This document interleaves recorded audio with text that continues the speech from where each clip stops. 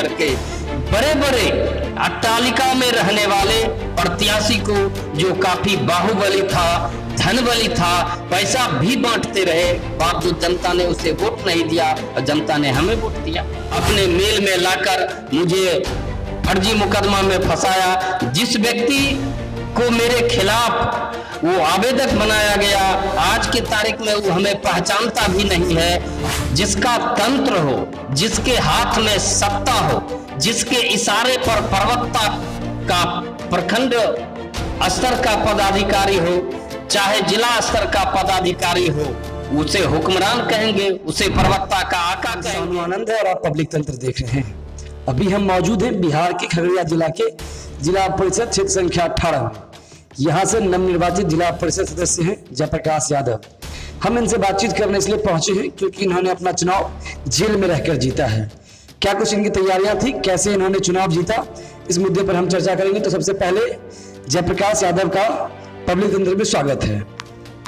जी, सबसे पहले सानो आनंद जी, आपके इस चैनल को और आपको नमस्कार। आप जैसा कि जान रहे हैं कि जेल के अंदर रह के हमने चुनाव जीतने में सफलता हासिल की है। इसमें आप ऐसे समझ सकते हैं कि कोई व्यक्ति जेल के अंदर बंद हो और इस आर्थिक युग में वो चुनाव के मैदान में हो, चुनाव जीतने में अपनी परचम लहराने में सफल हो, तो जाहिर है कि उसके कर्म भूमि, उनके कार्यकर्ता, समाज या जनता के बीच अत्यंत ही गहरा लगाव होने का परिणाम है कि किसी व्यक्ति को जेल के अंदर जनता इतनी बड़ी दायित्व दे दे, इतना बड़ा वोट दे दे। वोट का प्रतिशत भी जो मेरा रहा है वो बेहतर रहा है कि हमारे सामने विपक्ष मेरे क्षेत्र संख्या 18 में कुछ रहा ही नहीं। लगभग 70 से 75% जनता ने हमें रातों रात अपने कंधे पर बैठा लिया और एक जवाबदेही दे दी। सबसे पहले हम इन मुद्दों पर आने से पहले सबसे पहले बातचीत करेंगे कि इन्होंने अपनी राजनीति की शुरुआत कब और कैसे की। मैं आपको बताऊं कि मैं अपनी राजनीति की शुरुआत छात्र जीवन से ही किया। मैं केएमडी कॉलेज परबत्ता का छात्र रहा था। वहां पर ऑल इंडिया स्टूडेंट फेडरेशन की राजनीति हमने करना शुरू की। बाद में मैं सीपीआई का सक्रिय सदस्य रहा, सीपीआई के जिला कमेटी के सदस्य रहे। लगभग 15 वर्षों तक सीपीआई के परबत्ता अंचल सेक्रेटरी रहे। बाद में पार्टी के अंदर कुछ ऐसी गुटबाजियां हुई जिसके चलते मैंने सीपीआई को छोड़ दिया। तत्पश्चात हम सीपीआईएम में योगदान किए और 2-3 वर्षों तक रहने के बाद हमने सीपीएम को भी छोड़ा। आज हम एक सामाजिक कार्यकर्ता के तौर पर जनता के बीच अपनी कड़ी लगन, अपनी कड़ी मेहनत के बदौलत जनता के प्यार को पाने में सफल रहा। सबसे पहले आखिर क्यों, सबके मन में एक सवाल होता है, आखिर कॉमरेड और लाल झंडा ही क्यों? क्या अन्य पार्टियां उस वक्त बिहार में नहीं थी? और फिर अगर थी तो आपने कॉमरेड और सीपीआई या एआईएसएफ को क्यों चुना? सवाल ये उठता है कि अध्ययन करने के बाद पूरे देश के अंदर ही नहीं अपितु दुनिया के अंदर वाम जनवादी विचारधारा जो है उसका सिद्धांत और संविधान है केंद्रीय जनवादिता। वो दूसरा पहलू है कि वो सामूहिक फैसले और व्यक्तिगत जवाबदेही लेता है। सामूहिक फैसले से आशय यह है कि जो समूह है, जो टीम है, टीम के अंदर वो बैठ करके फैसला लेता है और प्रत्येक सदस्यों को, प्रत्येक कार्यकर्ता को इसकी जवाबदेही दी जाती है। और गरीबों को, जो समाज के अत्यंत शोषित और पीड़ित है, सबसे निचले पायदान पर जिसकी स्थिति है, उसकी मुंह में आवाज देने का काम यदि पूरे दुनिया के पैमाने पर हुआ है तो इससे कम्युनिस्टों ने ही किया है, वाम जनवादी विचारधारा ने ही किया है। मैं मार्क्स के सिद्धांतों से, लेनिन के सिद्धांतों से बचपन से ही लेनिन की जीवनी पढ़कर के संतुष्ट हुआ और वाम जनवादी विचारधारा को अपनाया था। आखिर आप चुनावी राजनीति में कब आए और चुनावी राजनीति में आने का क्या उद्देश्य था? आखिर कैसे मन में आया कि चुनाव भी लड़ा जाए? अभी जनता के किसी सवालों को हल करना, हम प्रजातांत्रिक व्यवस्था में जी रहे हैं, तो संसदीय भटकाव नहीं हो, संसदीय विचारधारा में तमाम जनप्रतिनिधि, तमाम राजनीतिक दल के नेताओं का विश्वास है जब तक वो किसी तरह का जनप्रतिनिधि नहीं बन जाता तब तक जनता को सही हक, सही विकास के मुद्दे पर नहीं लाया जा सकता है। जनतंत्रीय व्यवस्था में रह करके ही वास्तविक विकास को किया जा सकता है। आपने अपना सबसे पहला चुनाव कौन सा लड़ा था और कब? जब त्रिस्तरीय पंचायत समिति का गठन बिहार में हुआ तो उस समय मैं जिला परिषद का चुनाव लड़ा था, आज से करीबन 20 साल पहले। इसके बाद मुझे चुनाव में सफलता नहीं मिली। उसके बाद यह सीट महिला के लिए आरक्षित हो गया, फिर मैं वंचित रह गया। उसके बाद पिछले दिनों एक बार फिर चुनाव लड़ा, उस समय महिला के लिए आरक्षित नहीं था, वहां भी हमें सफलता नहीं मिली। और सारे टर्म कंडीशन को समाप्त करते हुए इस बार सीट फिर ये 18 नंबर जो हमारा है आरक्षित से हट गया, जनरल कोटे में आ गया। मैं चुनाव लड़ा और कामयाबी आपके सामने। आखिर एक सवाल होती है कि कोई नेता कई बार चुनाव लड़े, पहले भी लड़े हुए थे, पिछले चुनाव में भी लड़े, लेकिन उन 2 बार में सफलता हासिल नहीं हुई और इस बार के चुनाव में आप जेल में रहकर चुनाव जीत लिए। आखिर इसके पीछे की क्या वजह थी? जनता किसी भी नेता को, मतदाता को जब वोट करता है तो उसे बारीकी से परखने का काम करता है। मैं जब छात्र जीवन से राजनीति करना शुरू किया तो उसी समय से जनता के विभिन्न ज्वलंत मुद्दों को जमीन पर पहुंचकर हमने जबरदस्त आंदोलन किया। अपने जीवन में जनता के ज्वलंत मुद्दों को रखने के लिए कई बार जेल की यात्राएं हमें करनी पड़ी। मैं बताऊं आपको कि पिछले दिनों कन्हैया चक्का एक विकलांग था, उस समय के तत्कालीन प्रखंड विकास पदाधिकारी डॉक्टर वसीम अहमद थे। उन्होंने उस विकलांग को, वृद्ध को धक्का मार करके अपने चैम्बर से बाहर कर दिया था। हमने उस वसीम अहमद के खिलाफ भी जोरदार आंदोलन की थी, उसमें उन्होंने मेरे ऊपर FIR किया था, मैं जेल गया।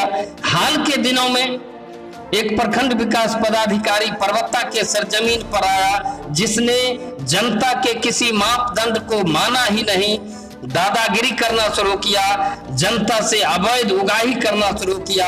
मैंने उस प्रखंड विकास पदाधिकारी आलोक कुमार के खिलाफ भी पर्वता के सड़कों पर जोरदार आंदोलन किया था। उस समय भी मेरे ऊपर FIR किया गया था, उस समय भी मैं जेल गया।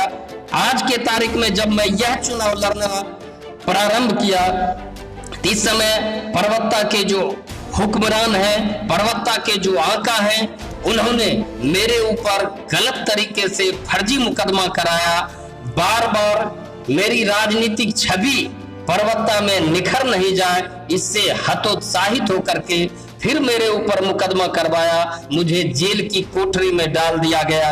इस बीच में भोली भाली जो जनता है उन्होंने परख करके वोट देने का काम किया। उसके मन में ये पूरी विश्वास रही कि जयप्रकाश यादव जमीन से जुड़ा हुआ कार्य करता है और आज तक जीवन में ठगी को हमने दरकिनार कर दिया। सेवा के नाम पर जनता से 1 रुपया भी ठगने का काम नहीं किया, जीवन भर झूठ बोलने का काम नहीं किया और जीवन का 24 घंटा का एक पल जनता के नाम दिए रहा। जनता ने समझकर, बूझकर, संतुष्टि हासिल कर मुझे काफी नजदीक से परखा और अपना कीमती वोट देकर हमें एक जवाबदेही दे दी। अपने शब्दों में पर्वता के हुक्मरान और पर्वता के आका किसे बता रहे हैं? जाहिर सी बात है कि जिसकी सरकार हो,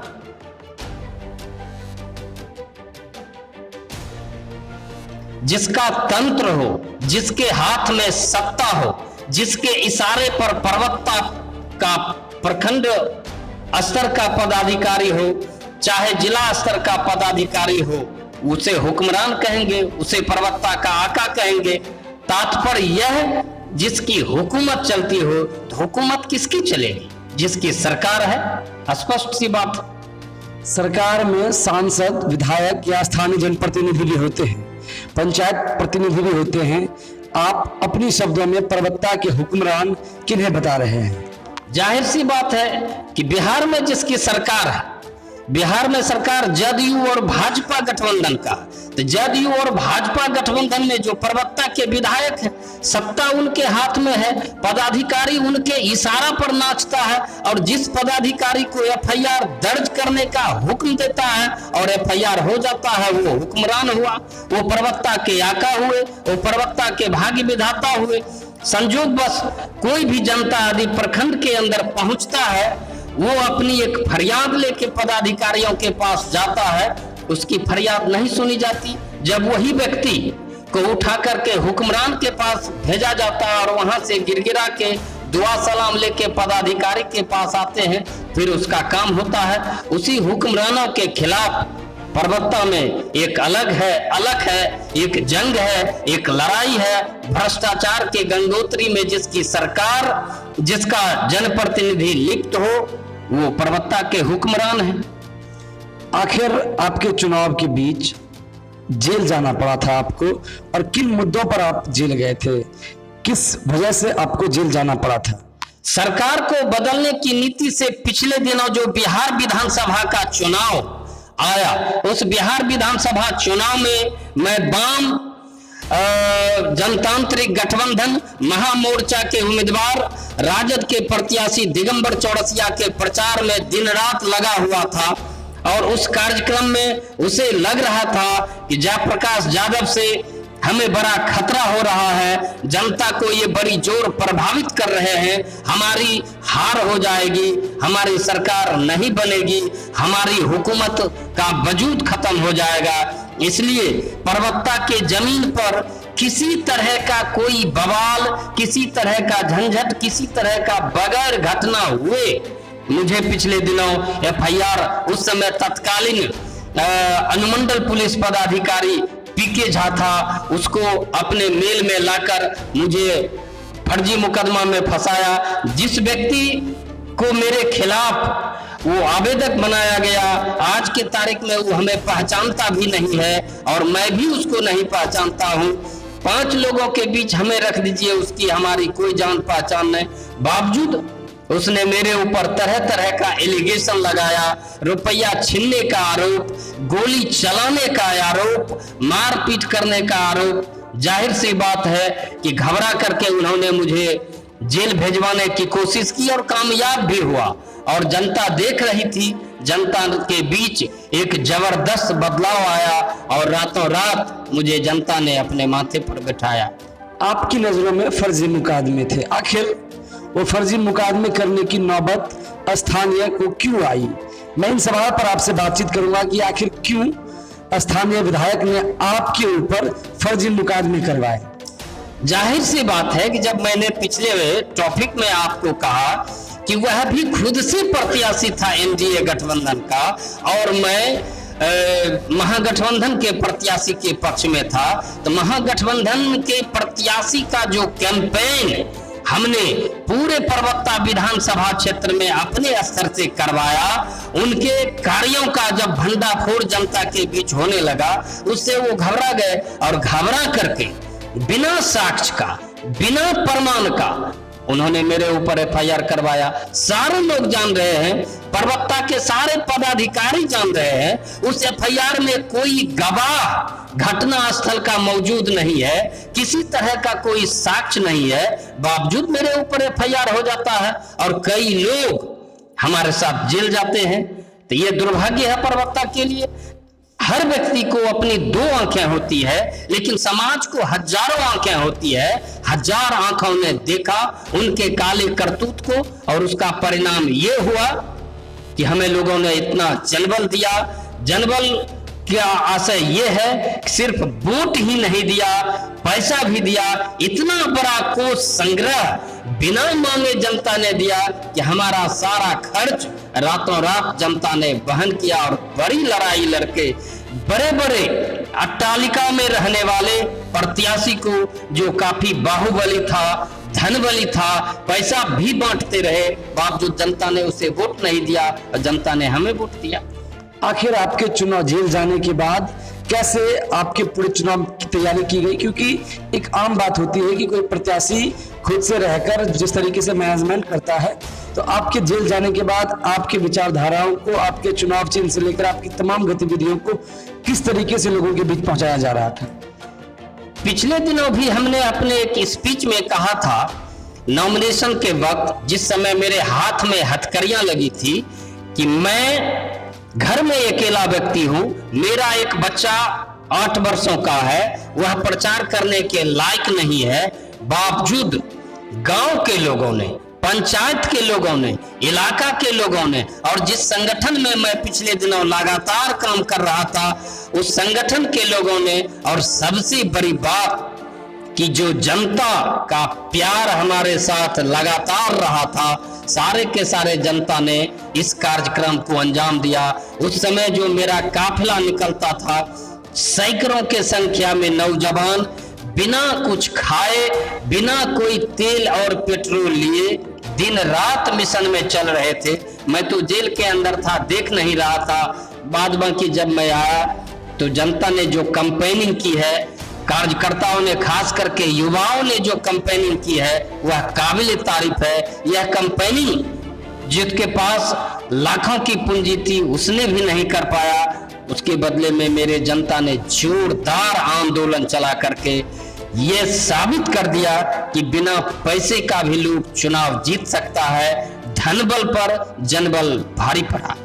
आखिर जब आपने चुनाव जीता, तो क्या जेल में रहकर, जब आप जेल में थे तो आपने जेल के अंदर ही अपना चुनाव जीता, तो क्या आपको जेल से सारी तैयारियां, सारी जानकारियां मिल रही थी, या आप जब चुनाव जीते तो उस चीज की जानकारियां क्या आपको जेल तक पहुंची थी?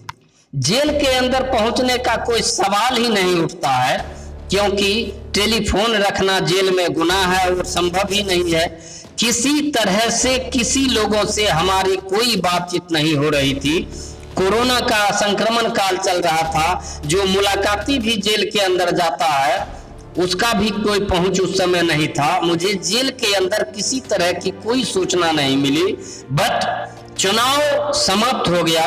चुनाव समाप्ति के बाद मेरा बेल हुआ, और जब मैं बाहर आया तो नजारा अखबार के माध्यम से, ये सोशल मीडिया के माध्यम से हमें जानकारी मिली। जेल के अंदर तो काल कोठरी में जो व्यक्ति बंद हो, तो मैं पूरी तरह से बंद था। आप जेल से बाहर कब निकले? चुनाव जब समाप्त हो गया, ठीक चुनाव के समाप्ति के एक दिन बाद मुझे जमानत मिली, और उसी शाम में मैं बाहर निकला। ठीक उसके सुबह संजोग, इसको इत्तेफाक कह सकते हैं, संजोग कि उसके सुबह मतगणना थी, और मैं मतगणना हॉल में खुद से मौजूद था और सारा नजारा अपने सामने देखा। इतना वोट मिला कि मैं आह्लादित हो गया, जनता भी आह्लादित रहा। अब आप जेल से रहकर चुनाव जीत लिए, जेल के अंदर ही आपकी सारी तैयारियां हुई। अब आप अपनी जनताओं को, आप अपनी मतदाताओं को क्या कुछ कहना चाहते हैं? बिल्कुल कहना चाहेंगे, ये तोहफा हमारे राजनीतिक जीवन के यौवनावस्था काल में ही मिलनी चाहिए, बट जनता ने दिया नहीं। इतना मेहनत करवाने के बाद, जनता के विभिन्न ज्वलंत मुद्दों को लेकर बार बार लगातार संघर्ष करने के बाद जनता ने ये हमें तोहफा दिया है। तो पिछले दिनों जाहिर है कि इतना दिनों तक जब जनता की हमने बगैर पैसे की सेवा की, अपना शरीर समर्पित कर दिया, तो आगे आने वाले दिनों में जनता के विभिन्न संकटों में, विभिन्न समस्याओं के निदान में 24 घंटा मैं पहले भी खड़ा था और आगे भी खड़ा रहने का वादा मैं बार बार दोहराते रहा है। मैं जनता के बीच सुबह शाम, मैं जब चुनाव जीता, जनप्रतिनिधि बना, तो मेरे चरित्र में, मेरे रहन सहन में, मेरे लिबास में किसी तरह का कोई अंतर नहीं है। जो ही जनता का कोई संवाद मिलता है कि मैं चप्पल पहना नहीं पहना, कुर्ता में क्रीच है नहीं है, मैं दौड़ते रहता हूं। जनता के विभिन्न मांगों के सवाल पर मैं जाते रह रहा हूं। लगातार मेरा यही परिचय है, जनता के सामने मेरा यही वादा है। क्या जयप्रकाश जिला परिषद बनने के बाद अपनी चुनावी रणनीति को थमा देंगे या फिर आगे की भी तैयारियां करेंगे? बिल्कुल आगे की तैयारी भी रहेगी। मैंने चुनाव के हॉल से निकलने के बाद जीत के जश्न में जो समर्थकों ने पूछा, इस जिला परिषद चुनाव को जीतने के बाद राजनीति का विराम होगा, ऐसा हमने कभी नहीं कहा। अभी हमारी आगे बहुत लड़ाई बाकी है। यह तो एक छोटी सी इकाई है, इसमें हम 6 पंचायत 7 पंचायत के जनता के सवाल की लड़ाई लड़ पाएंगे।